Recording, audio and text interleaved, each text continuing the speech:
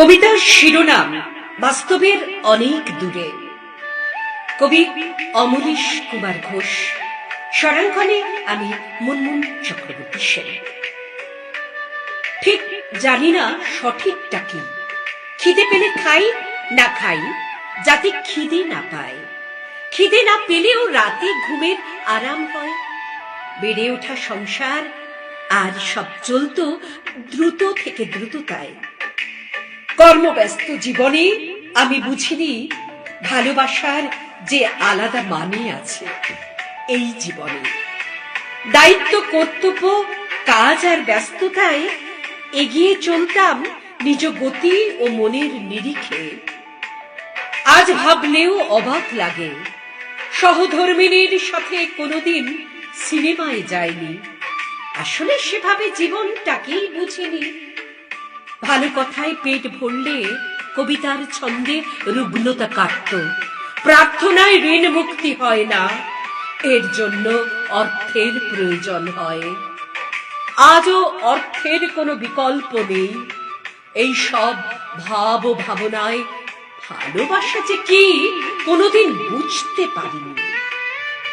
পড়েছি, লিখেছি দরকারে, না বুঝে বা অজ্ঞানে।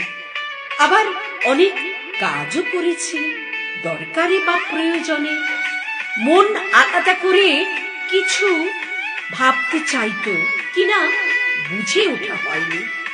কর্মব্যস্ত জীবনে ভালোবাসা যে কি তা জানার ইচ্ছা আদৌ আসেনি মনে। বুদ্ধিজীবী কলম চাষী আন্দোলন পথে ঘটে, বুদ্ধিজীবী কলম চাষী আন্দোলন পথে ঘাটে। সমাজ পরিবর্তনে ভাগীদার হতে পারে, তবুও সেটা বাস্তবের থেকে দূরে। নিরীহ ক্ষুধার্ত রাস্তায় পড়ে মরে, সেখানে ভালোবাসা কি মূল্য ধরে? সেখানে ভালোবাসা কি মূল্য ধরে তা বুঝতে পারিনি জীবনে।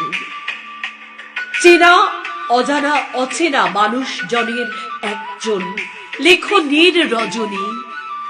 খুব রুগ্ন, আর্থিক অসচ্ছল মোড়কে বাংলা সাহিত্যের কলম চাষী, গত ৮ বছরের কবিতা গল্পে নিঃস্ব পরিবারের স্বজন চিন্তা, দুর্বল শরীরের রজনী লেখে কত কিছু মোবাইলের স্ক্রিনে।